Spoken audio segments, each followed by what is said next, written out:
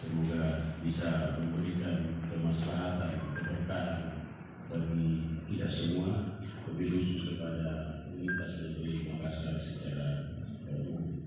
Saya kira itu, lebih banyak mohon maaf. Wassalamualaikum warahmatullahi wabarakatuh. Kita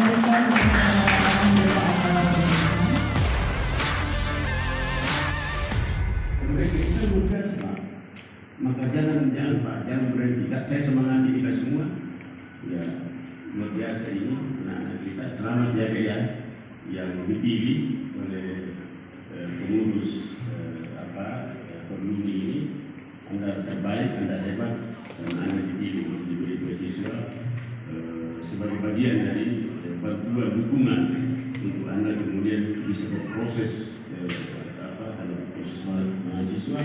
Untuk kemudian berharap Anda betul-betul ambil hikmah dan manfaatnya sehingga Anda bisa selesai tepat waktu dan berprestasi sehingga membanggakan bagi diri sendiri, membanggakan bagi orang tua yang mencintai Anda, dan tentu membanggakan juga bagi Perluni yang telah mengambil bagian dalam segenap dalam kondisi dan kehidupan Anda. Saya kira itu luar biasa sekali, dan sekali lagi kalau mesti banyak agenda saya, jadi saya kira mungkin saya cukupkan sampai di sini. Terima kasih semua kepada seluruh kita yang hadir. 2022-2027